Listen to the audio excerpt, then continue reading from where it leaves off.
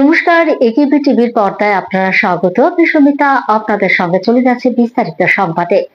পশ্চিমবঙ্গের মুর্শিদাবাদ ও মালদহের ঘটনায় সরব হলেন প্রধানমন্ত্রী নরেন্দ্র মোদী।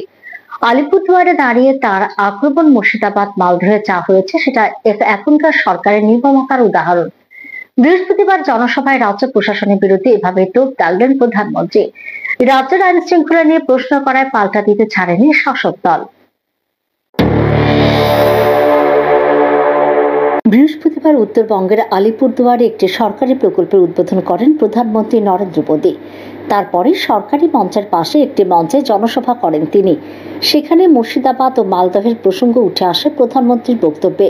তিনি বলেন, মুর্শিদাবাদ মালদহে যা হয়েছে সেটা এখানকার সরকারের নির্মমতার উদাহরণ। মা বোনের পুঁজি নষ্ট হয়েছে, তোষণের নামে গুন্ডাদের পুরোপুরি ছাড় দেওয়া হয়েছে। জনসভার প্রশাসনের ভূমিকা নিয়ে প্রশ্ন তুলেছেন প্রধানমন্ত্রী। বাড়িঘর ক্ষতিগ্রস্ত হওয়ার সময় পুলিশ দাঁড়িয়ে দেখেছে, কোনো পদক্ষেপ নেয়নি বলে দাবি প্রধানমন্ত্রীর। প্রধানমন্ত্রীর এহেন দাবি করার পর সঙ্গে সঙ্গে পাল্টা দিয়েছে শাসক দল তৃণমূল। সামাজিক মাধ্যমে দলের তরফে পোস্ট করা হয়, আইন শৃঙ্খলা নিয়ে প্রশ্ন উঠছে। প্রায় 2 বছর ধরে উত্তর পূর্বাঞ্চল মণিপুর জ্বলছে, আগে সেখানকার সমস্যার সমাধান করুন। প্রসঙ্গত উল্লেখ্য, মণিপুরে রাষ্ট্রপতির শাসন জারি রয়েছে। ঝামেলার জেরে সেখানে জরুরি অবস্থা জারি করা হয়েছে, কেননা গণতান্ত্রিক সরকার নেই ওই রাজ্যে। প্রসঙ্গত কয়েক মাস আগে ওয়াকফ আইনের বিরোধিতা করে আন্দোলনে উত্তপ্ত হয়ে ওঠে মুর্শিদাবাদের কিছু অংশ। পুলিশ ও বিএসএফ পরিস্থিতি সামাল দেয়। এরপর হাইকোর্টের নির্দেশে আধা সেনাও নামে। রাজ্যের মুখ্যমন্ত্রী মমতা বন্দ্যোপাধ্যায় নিজে ক্ষতিগ্রস্তদের সাথে কথা বলে তাদের ক্ষতিপূরণ দিয়েছে। Bureau report, AKB TV. মুখ্যমন্ত্রীর হাত ধরে রাজ্যে শুরু হলো বিকশিত কৃষি সংকল্প অভিযান। বৃহস্পতিবার বিশ্রামগঞ্জের সচিন ত্রিপুরমন হল থেকে সারা দেশের সাথে রাজ্যে এই অভিযানের শুভ সূচনা করে সকল অন্নদাতাদের এই অভিযানে সামিল হওয়ার আহ্বান রাখেন মুখ্যমন্ত্রী অধ্যাপক ডাক্তার মানিক সাহা। এই অনুষ্ঠানে উপস্থিত ছিলেন রাজ্যের কৃষি ও কৃষক কল্যাণ মন্ত্রী রতনলাল নাথ। 29 মে থেকে 12 জুন অব্দি চলা এই অভিযানে কৃষকদের সরাসরি বিভিন্ন নতুন চাষ প্রযুক্তি এবং সরকারি প্রকল্প সম্পর্কে তথ্য প্রদান করা হবে। একই সাথে কৃষকদের প্রতিক্রিয়া এবং উদ্ভাবনী চাষ পদ্ধতি ডকুমেন্টেশন করা হবে। এই প্রকল্পের উদ্বোধন করে রাজ্যের কৃষকদের বিভিন্ন সরকারি সুবিধা গ্রহণের আহ্বান জানানো হয়। পৃথিবীর যে কোনো জায়গায় এই প্রযুক্তিকে ব্যবহার করে তারা যে কাজটা করছে, আমাদের ভারতবর্ষে এবং ত্রিপুরাতেও আমরা সেইভাবে কাজটা করব। এর জন্যই এই অভিযান। আগ বাড়িয়ে আমাদের জানতে হবে যে আমাদের যে সয়েল হেলথের কি কন্ডিশন আছে, আমাদের বিভিন্ন জমিতে ইহা 3 ফসলা হবে কি 2 ফসলা হলে ভালো হবে, উর্বরতাকেও ঠিক রাখতে হবে, কতটুকু আমাদের সার এখানে ব্যবহার করতে হবে। এই যে টোটাল বিষয়, অর্গানিক চাষাবাদ, আমাদের ন্যাচারাল চাষাবাদ, সমস্ত বিষয়ে যারা আমাদের সায়েন্টিস্টরা সারা ভারতবর্ষের মধ্যে এক যুগে আজকের থেকে সমস্ত সায়েন্টিস্টরা আজকে কিন্তু এই যে অভিযান সেখানে কিন্তু উড়ান এসেছে, যেটা মাননীয় কৃষি সংকল্প অভিযান। হঠাৎ করে এটা মনে করলো কেন? এটা কেন? এটা হলো ওই দিদিমণি বলছিল বিজ্ঞানীরা কোথায় গবেষণা করে? ল্যাবরেটরিতে। বলছে না, ল্যাবরেটরি পরে, ল্যাব টু ল্যান্ড, অর্থাৎ ল্যাবরেটরি থেকে আপনি চলে যান জমিতে। জমিতে গিয়ে কৃষকদের কি সুবিধা অসুবিধা বুঝুন, বুঝে সমাধানের পথ বের করুন।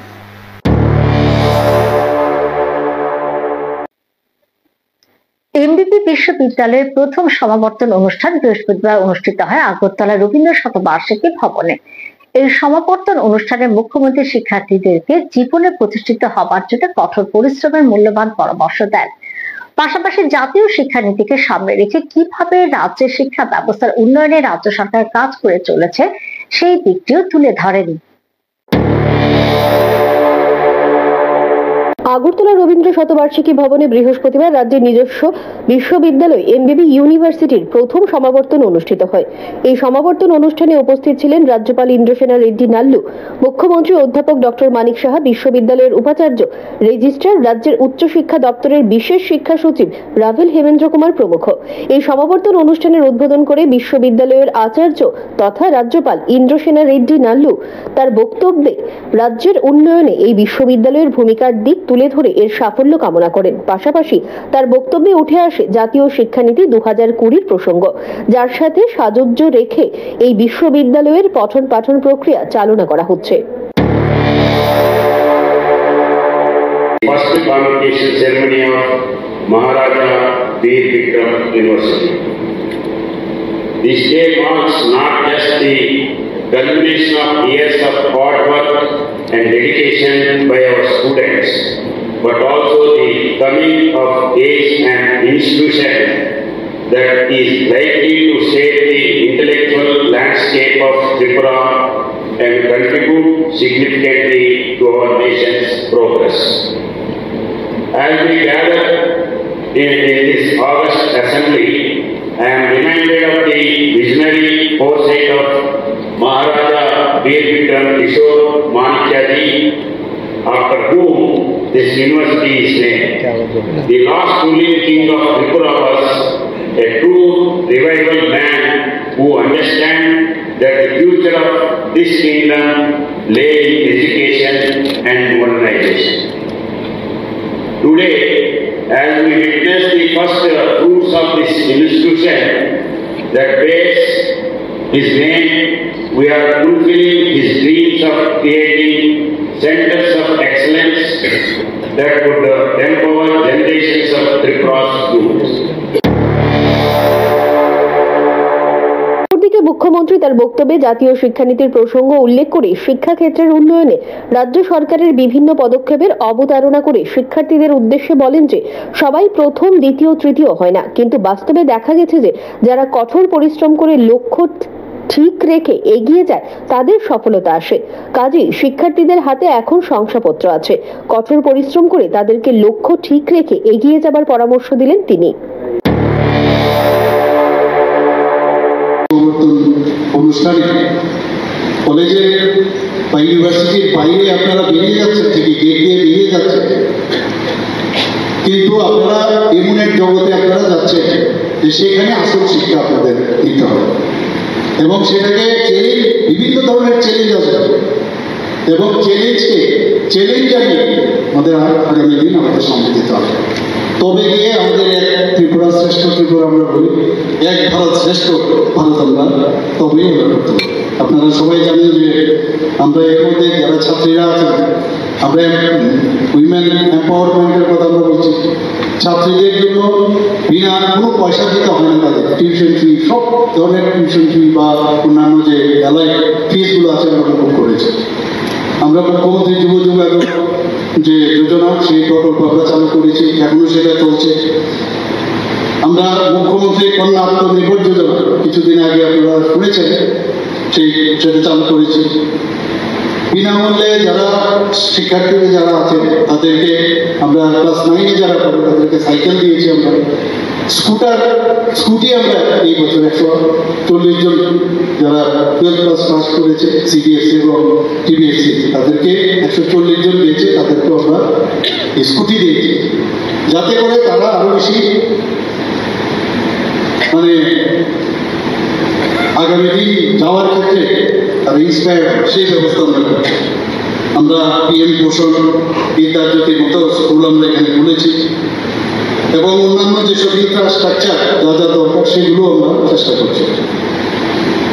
আমি এখানে পাস আমরা করেছি কিন্তু কঠোর পরিশ্রমের কিন্তু বিকল্প নেই। এই শুরু হলো কিন্তু বেশ আমরা পেয়েছি, বহু জায়গায় বহু লোক আছে আমরা দেখেছি যে টেকনিক্যাল ফিল্ডে আমি দেখেছি যে ভালো পড়াশোনা, ভালো ফার্স্ট সেকেন্ড হয়েছে, কিন্তু এভারেজ স্টুডেন্ট বাস্তব জগতে গিয়ে দেখা যায় ও অনেক বেশি সাকসেসফুল হয়, কারণ ওইখানে কিন্তু আসল শিক্ষা। কাজে এখানে সবাই তার ফার্স্ট সেকেন্ড থার্ড হতে পারবে না, বাকি এতগুলো লোক পাস করেছে তাদের উপর ডিপেন্ড করবে যে আমি সার্টিফিকেট আছে, এখন আমি আমার নিজেকে কিভাবে আপগ্রেডেশন করবো, তাহলে আমার যে লক্ষ্য, যে আগামী দিনের যে টার্গেট, সেটা আমরা ফুলফিল করতে হবে। এদিন মুখ্যমন্ত্রী তার বক্তব্যে উল্লেখ করেন যে সারা দেশের সাথে সাযুজ্য রেখে এই বিশ্ববিদ্যালয়ে যা যা কোর্স চালু করা যায় সেদিকে চেষ্টা করা হচ্ছে। আরো নতুন নতুন কোর্স চালুর চিন্তাভাবনা চলছে বলে জানান তিনি। এদিন বিভিন্ন বিভাগে কৃতিত্বের সাথে উত্তীর্ণ শিক্ষার্থীদের হাতে শংসাপত্র ও মেডেল তুলে দেওয়া হয়। Bureau report, AKV TV. নিচে ছোট্ট একটি বিজ্ঞাপন বিরতির সঙ্গে থাকুন।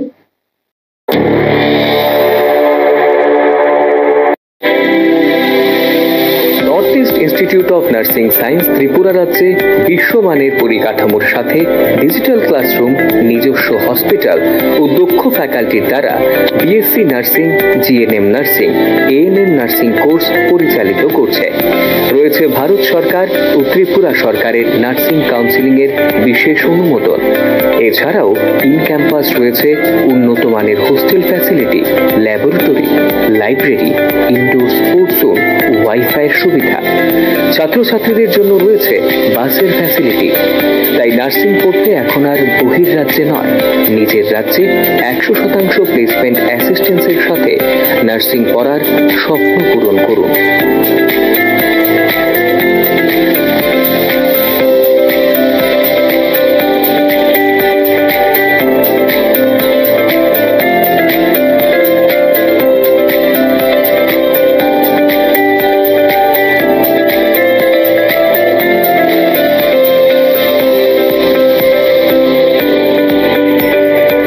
জন্য আজই যোগাযোগ করুন north east institute of nursing science, Agartala, Amtali bypass. Phone নম্বর 7085155609, 7005127202, 0381231506, 8257808056 অথবা ভিজিট করুন www.neins.ind.in, a unit of Devlook Hospital.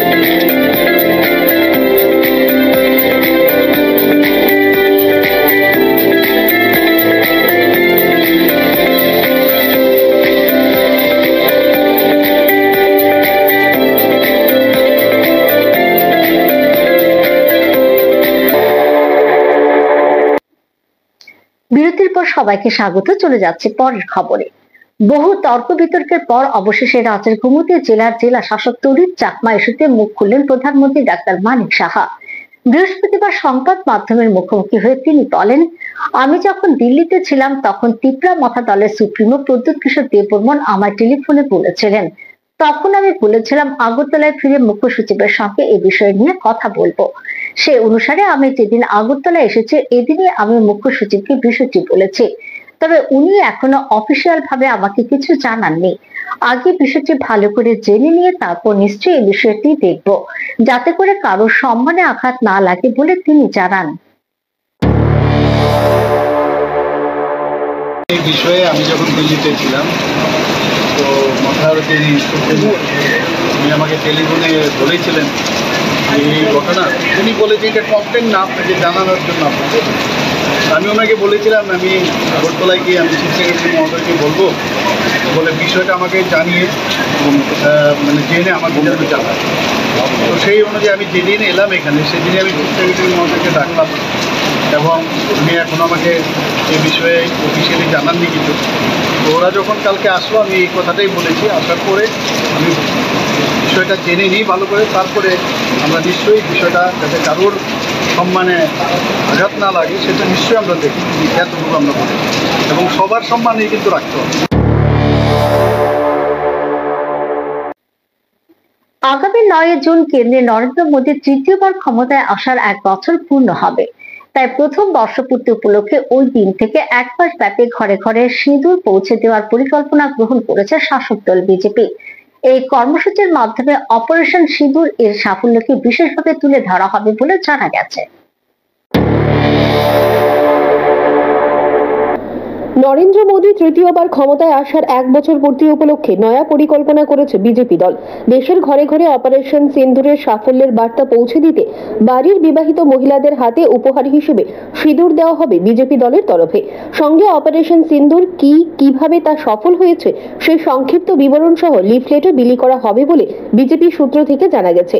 পাশাপাশি অপারেশন সিন্দুর নিয়ে স্বল্প দৈর্ঘ্যের তথ্যচিত্র তৈরি করার পরিকল্পনা গ্রহণ করা হয়েছে। সেখানে ভারতীয় সেনার ভূমিকার সাফল্যের কথাও উল্লেখ করা হবে বলে সম্ভাবনা রয়েছে। তথ্যচিত্রটিকে বিভিন্নভাবে তুলে ধরার পাশাপাশি সেনা কর্মী ও জওয়ানদের পরিবারের সদস্যদেরও দেখানোর পরিকল্পনা করা হয়েছে। কেন্দ্রীয় সরকারের তৃতীয়বারের প্রথম বর্ষপূর্তি উপলক্ষে বিজেপির পাশাপাশি পুরো এনডিএর তরফ থেকে উদযাপন করা হবে বলেই ঠিক করা হয়েছে। অতি সম্প্রতি প্রধানমন্ত্রী নরেন্দ্র মোদী এনডিএর সমস্ত মুখ্যমন্ত্রী ও উপমুখ্যমন্ত্রীদের সঙ্গে বৈঠকে এই বিষয়টি আলোচনা করেছেন। তাতে সমস্ত কেন্দ্রীয় মন্ত্রী থেকে শুরু করে বিজেপির পদাধিকারী সাংসদরা 1 মাস ধরে তাদের লোকসভা কেন্দ্রে প্রতিদিন 15 থেকে 20 কিলোমিটার পদযাত্রা করবেন এবং সপ্তাহে 2 দিন পদযাত্রার সঙ্গে জনসংযোগের উপর জোর দিতে বলা হয়েছে।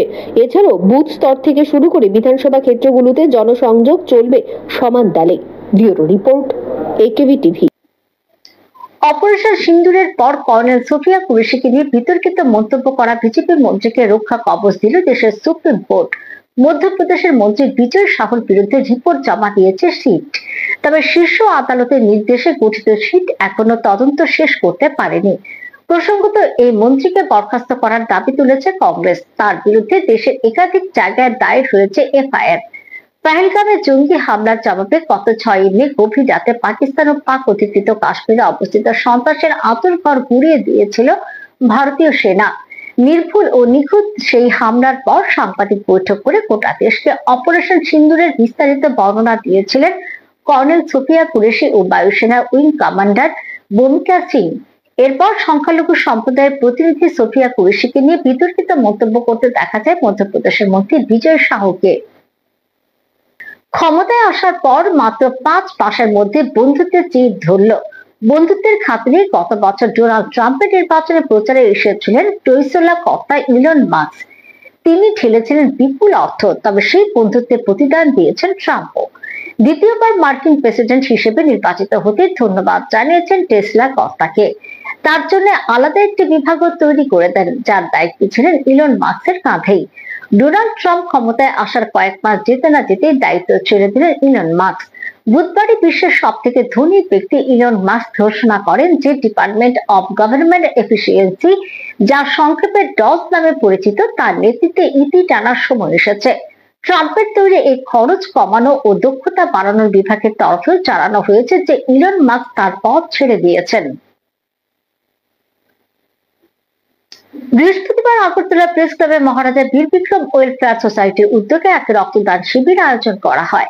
আয়োজিত শিবিরে উপস্থিত ছিলেন রাজ্যের প্রাক্তন উপমুখ্যমন্ত্রী তথা তেলেঙ্গানা রাজ্যের রাজ্যপাল জিষ্ণু দেববর্মন, রাজ্যের অর্থমন্ত্রী প্রণজিৎ সিংহ রায়, সংসদ রাজীব ভট্টাচার্য, সমাজসেবী বিপিন দেববর্মা ও পশ্চিম ত্রিপুরা জেলার জেলা শাসক ডক্টর বিশাল কুমার সহ অন্যান্যরা। প্রদীপ প্রজ্বলন করে শিবিরের আনুষ্ঠানিক সূচনা করেন তেলেঙ্গানা রাজ্যের রাজ্যপাল। সংবাদ মাধ্যমের সামনে জিষ্ণু দেববর্মন বলেন, ত্রিপুরা রাজ্যের রক্তদান শিবিরের গুরুত্ব অনেক। রক্তদান জীবন দান, এটা প্রায় সকলেরই জানা। এই দানের কোনো বিকল্প হয় না, কারণ রক্ত তৈরি করাও যায় না, আবার কোথা থেকে কিনেও আনা যায় না বলে তিনি জানান।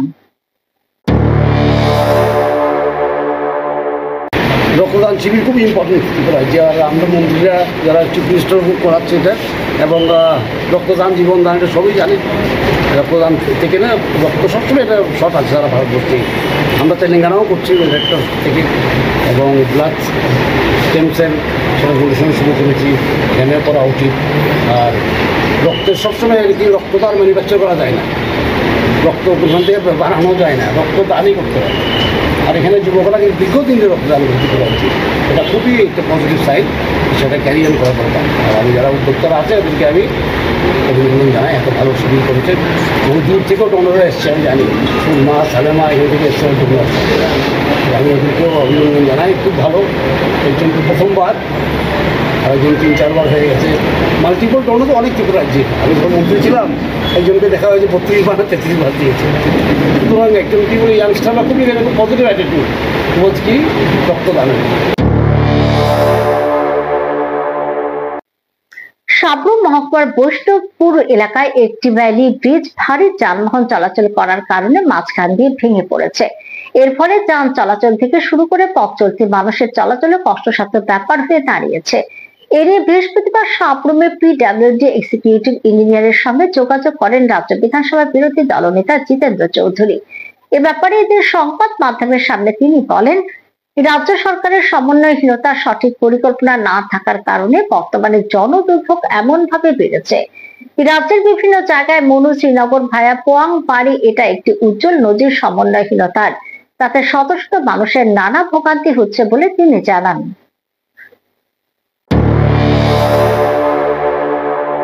সরকারের সমন্বয়হীনতা, সঠিক পরিকল্পনা থাকার কারণে আজকে একটা জনদুর্ভোগ এমনভাবে বেড়েছে বিভিন্ন জায়গায়।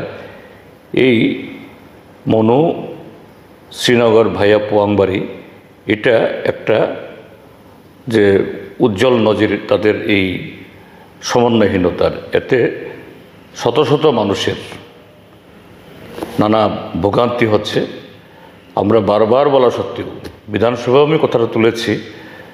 মুখ্যমন্ত্রী যিনি পিডব্লিউডি দায়িত্বে তিনি বলেছেন যে এই রাস্তা এটা টেন্ডারের জন্য উদ্যোগ চলছে। আর আজকে শুনলাম পিডব্লিউডি এক্সিকিউটিভ বলছেন তিনি প্রস্তাব পাঠিয়েছেন। তো এটা মঞ্জুর হলে টেন্ডার ইত্যাদিতে আরও সময় লাগবে। এই হলো ত্রিপুরাজ্যে যে যারা বিকশিত ভারত, বিকশিত ত্রিপুরা রাজ্যে প্রভূত উন্নয়নের কথা বলছে তাদের কাজকর্মের হাত। রাজ্য প্রশাসনে আইএএস, আইএফএস এবং টিসিএস পর্যায়ে 8 জন অফিসারের দায়িত্বে রদবদল করা হয়েছে। বৃহস্পতিবার সাধারণ প্রশাসনের উপসচিব পি দেবনাথ এক বিজ্ঞপ্তি জারি করে এমনটাই জানিয়েছেন। রাজ্য সরকারের সাধারণ প্রশাসনের উপসচিব বিজ্ঞপ্তিতে জানান যে আগরতলা পুর নিগমের কমিশনার হিসেবে বদলি হয়েছেন ঊনকোটি জেলার জেলা শাসক দিলীপ কুমার চাকমা। তাছাড়া পুর নিগমের কমিশনারের অতিরিক্ত দায়িত্ব থেকে ডাক্তার বিশাল কুমারকে অব্যাহতি দেওয়া হয়েছে। তেমনি ঊনকোটি জেলার জেলা শাসক হিসেবে বদলি হয়েছেন তমাল মজুমদার। এছাড়া উপজাতি কল্যাণ দপ্তরের সচিবের অতিরিক্ত দায়িত্ব দেওয়া হয়েছে কে শশী কুমারকে। পাশাপাশি বিজ্ঞান, প্রযুক্তি ও পরিবেশ দপ্তরের মুখ্য সচিবের অতিরিক্ত দায়িত্ব দেওয়া হয়েছে। কর্মীদের বকেয়া বেতন পরিশোধ করা ও আউটসোর্সিং প্রথাকে বাতিল করে সরাসরি বিদ্যুৎ দপ্তরের অধীন নিয়োগ করা সহ মোট 4 দফা দাবি আদায়ের লক্ষ্যে আবারও সরব হলেন বিদ্যুৎ কর্মীরা। বৃহস্পতিবার বৃষ্টিকে এক প্রকার উপেক্ষা করে তারা বিদ্যুৎ ভবনের এমডির কাছে ডেপুটেশন প্রদান করেন। সেখানে উপস্থিত জনৈক বিদ্যুৎ কর্মী বলেন, গত 5 বছর ধরে ত্রিপুরা স্টেট ইলেকট্রিসিটি কর্পোরেশন লিমিটেডের একটি সহযোগী সংস্থার অধীনে প্রায় 600 জন কর্মী বিভিন্ন পদে নিযুক্ত রয়েছেন। সেই সময় বিদ্যুৎ দপ্তর থেকে বলা হয়েছিল যে তাদের প্রতি বছর বেতন বৃদ্ধি করা হবে, কিন্তু 5 বছর অতিক্রান্ত হলেও এখনো পর্যন্ত বেতন বৃদ্ধি হয়নি। গত 5 মাস ধরে তারা বেতন বঞ্চনার শিকার হচ্ছেন। তাই এক প্রকার বাধ্য হয়ে 4 দফা দাবিতে দপ্তরে এমডির সঙ্গে ডেপুটেশনে মিলিত হন তারা।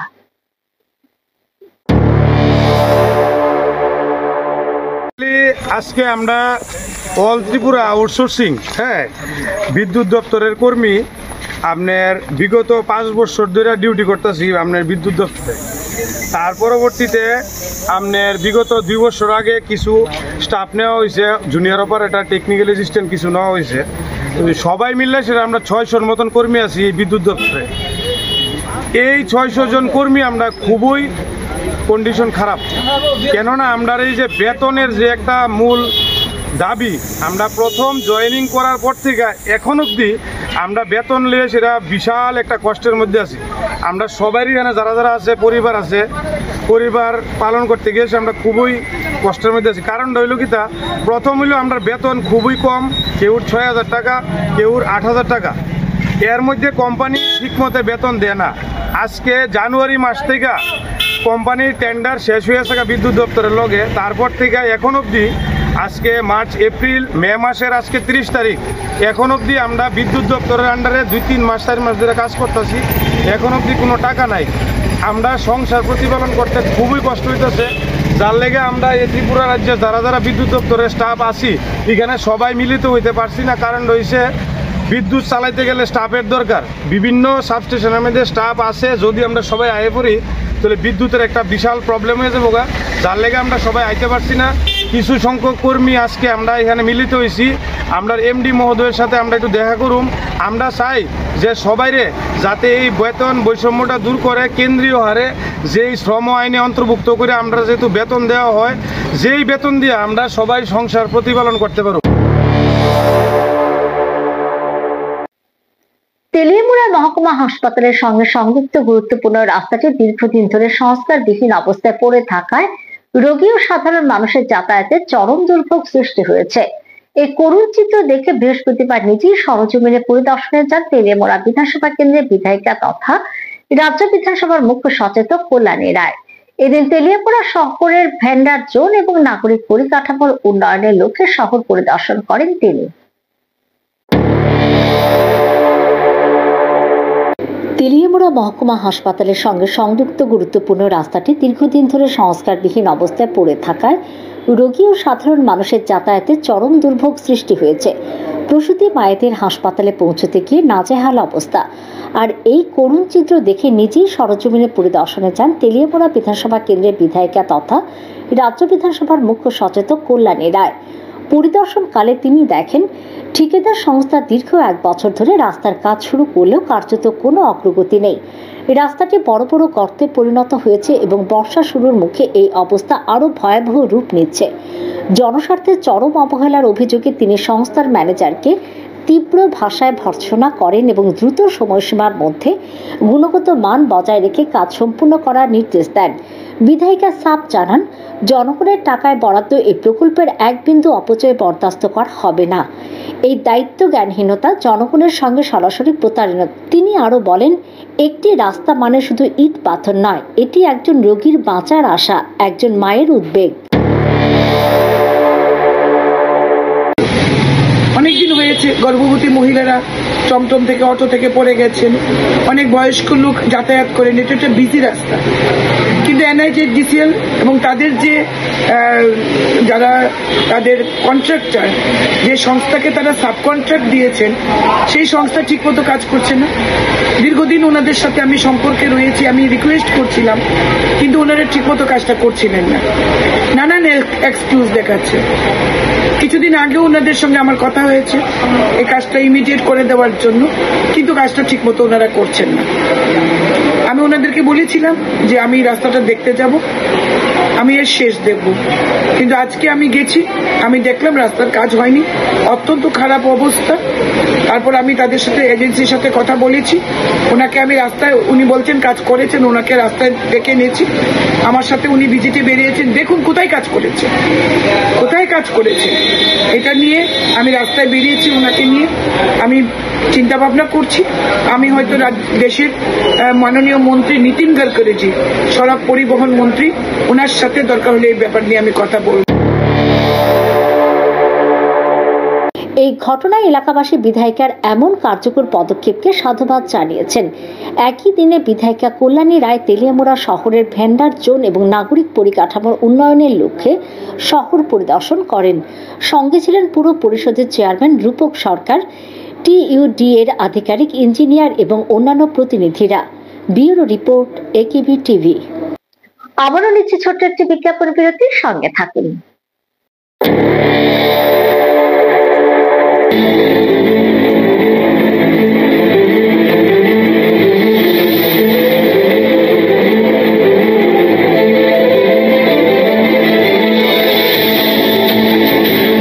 বলবেন আপনারা, শুনবো এবং শোনাবো আমরা। চোখ রাখুন AKB টিভির পর্দায়।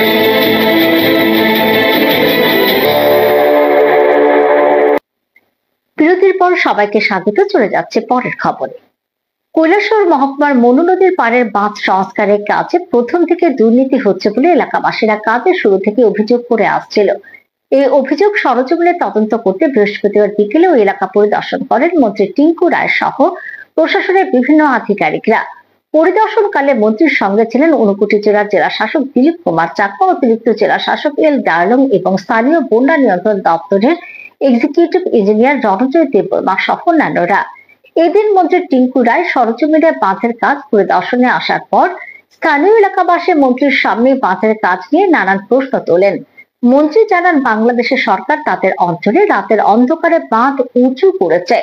বাঁধ উঁচু করার ফলে কৈলাসহর জলমগ্ন হওয়ার আশঙ্কাটাই স্বাভাবিক। সেদিকে নজর রেখে এই বর্ষার ঠিক আগে কৈলাসহর এই বাঁধ উঁচু করার কাজে হাত দেওয়া হয়েছে তড়িঘড়ি। এটা ঠিক বর্ষার সময় বাঁধের কাজের দিক থেকে অনেক কিছু বিষয় থাকবে, তা অবশ্য আধিকারিকরা দেখবেন। তবে কাজের গুণগত মান ভালো হচ্ছে কিনা এটা খতিয়ে দেখে বিহিত ব্যবস্থা করা হবে বলেও আশ্বাস দিয়েছেন মন্ত্রী। আমাদের কৈলাস শহরের চারিদিকে প্রায় বান তৈরি হচ্ছে, নতুন করে বানের যে উচ্চতা সেটা বাড়ানো হচ্ছে। আর এই বান করতে গিয়ে কিছু সমস্যা তো হবেই, বর্ষার সময় যেহেতু বান হচ্ছে। একটা কথা আমাদের সকলের জানি আমরা যে এই বানটা তৈরি করার পিছনে ছিল যে বাংলাদেশের ভিতর দিকে যেভাবে তারা রাতারাতি বানটাকে উঁচু করেছে, তার পরিপ্রেক্ষিতে আমাদের এই বানটাকে স্ট্রেনথেন করা প্রয়োজন হয়ে পড়েছে। এর জন্য এটা বর্ষার সময় কাজ ধরা হয়েছে, কিন্তু বর্ষার কারণে কাজটা করতেও অসুবিধা হচ্ছে। যারা করছে তারাও একটু সমস্যার সম্মুখীন হচ্ছে, কিন্তু বাকি টেকনিক্যাল যে বিষয়গুলো যেগুলো করার দরকার যে ধরনের, সেটা যদি কোনো ত্রুটি থাকে সেটাও দেখবেন। মাননীয় ডিএম সাহেব রয়েছেন, আমাদের ইঞ্জিনিয়াররা রয়েছে, ওনারা দেখবেন, এগুলো দেখে আর যা যা ব্যবস্থা নেওয়ার নেবেন। আর একটা রাস্তা হলো আমাদের কৈলাস শহরে যেটা ফরেস্ট অফিস রোড, এটা খুব শীঘ্রই ইঞ্জিনিয়ার সাহেবের সঙ্গে কথা হয়েছে। এটা হয়তো 1-2 দিনের মধ্যে বৃষ্টিটা কমলেই সেটাকে ইনস্টলিং করে আপাতত চলার ব্যবস্থা করে দেওয়া হবে। এখানে মাওবাদ ইস্যুতে বৃহস্পতিবার কৈলাস শহরে ভারতীয় জনতা পার্টির ঊনকোটি জেলার কার্যালয়ে সাংবাদিক সম্মেলন করেন রাজ্য নেতৃত্ব জহর সাহা সহ অন্যান্য নেতৃত্বরা। তাদের বক্তব্য হলো, মাওবাদীদের পক্ষ নিচ্ছে সিপিএম। যে মাওবাদীরা বছরের পর বছর ধরে নিরীহ মানুষ ও সেনাবাহিনীর জওয়ানদের খুন করেছে, তাদের বিরুদ্ধে কোনো কথা না বলে বরং তাদের হত্যা করার সমালোচনা করছে সিপিআইএম। এছাড়া আরো বিভিন্ন তথ্য এ সম্পর্কে সাংবাদিক সম্মেলনে তুলে ধরা হয়।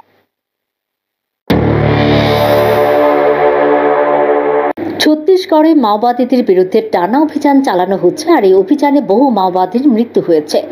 মাওবাদী ইস্যুতে শাসক বিজেপি ও সিপিআইএম দলের চর্চা চরমে। মাওবাদী ইস্যুতে সিপিআইএম পলিট ব্যুরো এবং পরে রাজ্যের প্রাক্তন মুখ্যমন্ত্রী মানিক সরকারের এক বক্তব্যকে পুঁজি করে মাঠে নেমেছে শাসক দল বিজেপি। রাজ্যের প্রতিটি জেলায় সাংবাদিক সম্মেলন করে মাওবাদী ইস্যুতে সিপিআইএম দলের মনোভাব তুলে ধরছেন বিজেপি দলের নেতৃত্বরা। তাদের বক্তব্য হলো, মাওবাদীদের পক্ষ নিচ্ছে সিপিএম।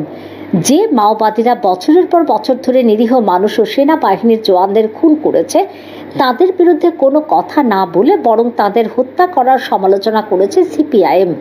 সম্প্রতি 27 জন মাওবাদীকে হত্যা করে সেনাবাহিনী। এই অভিযানে মাও বাহিনীর কট্টর নেতৃত্বের মৃত্যু হয়েছে। এই ঘটনার পরেই দেশ জুড়ে সিপিআইএম বিভ্রান্তি সৃষ্টির চেষ্টা করছে বলে বিজেপির পক্ষ থেকে অভিযোগ করা হচ্ছে। মাওবাদী ইস্যুতে সিপিএম দলের মন্তব্যের পরিপ্রেক্ষিতে বৃহস্পতিবার কৈলাস শহর পাইতুর বাজার স্থিত ভারতীয় জনতা পার্টির ঊনকোটি জেলার কার্যালয়ে সাংবাদিক সম্মেলন করেন রাজ্য নেতৃত্ব জহর সাহা। সাথে ছিলেন ভারতীয় জনতা পার্টির ঊনকোটি জেলা কমিটির জেলা সভাপতি বিমল কর, জেলার সাধারণ সম্পাদক অরুণ সাহা, জেলার প্রবক্তা দেবাশিস সেন সহ অন্যান্যরা। সাংবাদিক সম্মেলনে রাজ্য নেতৃত্ব জহর সাহা বলেন, দেশের সন্ত্রাসবাদ নির্মূল করতে উল্লেখযোগ্য ভূমিকা পালন করেছে ভারতীয় জনতা পার্টির সরকার।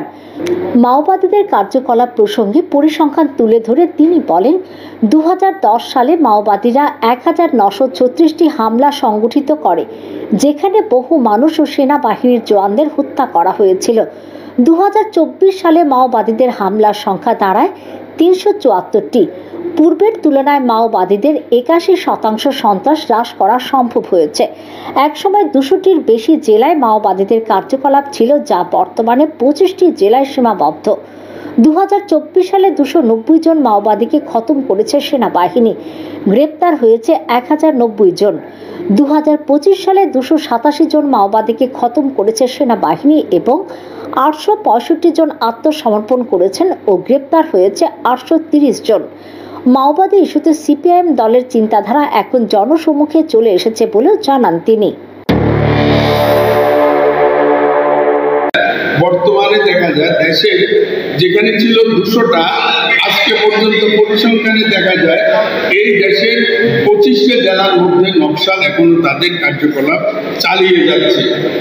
এই যে অবস্থাটা সেটা দেখা গেছে কি 2010 সালে নকশালেরা 1936টা জায়গাতে হামলা করেছে এবং সেখানে তারা মানুষকে খুন করেছে। আর 2024-এ সেখানে সেই সংখ্যাটা, হামলার সংখ্যাটা গিয়ে দাঁড়িয়েছে 374টা, অর্থাৎ আগের থেকে 81% তাদের সন্ত্রাসটা কমিয়ে নেওয়া হয়েছে। আজকে আমরা এখানে এটা বলতে চাই যে সন্ত্রাসবাদের বিরুদ্ধে, সন্ত্রাসবাদকে মদত দেওয়ার ক্ষেত্রে সিপিএমের এটা একটা চিরাচরিত প্রথা। Bureau report, AKB TV. রাজ্যের সর্বোচ্চ পর্বত শৃঙ্গ বেতলিং শিবে দুষ্কৃতীদের বোমা নিক্ষেপের ঘটনায় এলাকায় তীব্র আতঙ্ক ছড়িয়েছে। বৃহস্পতিবার ভোর রাতে ঘটে এই ঘটনা। দুষ্কৃতীদের ছোড়া বোমায় নির্মাণ কাজের দেওয়াল ভেঙে যায়। এদিকে ঘটনার খবর পেয়ে ঘটনাস্থলে ছুটে যান কাঞ্চনপুর মহকুমা পুলিশ আধিকারিক আশিস ঠাকুর ও ভাঙমুন থানার ওসি বুদ্ধ দেববর্মা সহ বিশাল পুলিশ বাহিনী। ঘটনার পর এলাকায় মোতায়েন করা হয়েছে পুলিশ ও টিএসআর বাহিনী। ঘটনার তদন্তে নেমেছে ভাঙমুন থানার পুলিশ। জোরদার করা হয়েছে এলাকার নিরাপত্তার ব্যবস্থা। এখনকার মতো সংবাদ এই পর্যন্ত। পরবর্তী আপডেট দেখার জন্য চোখ রাখুন একিবি টিভির পর্দায়। নমস্কার।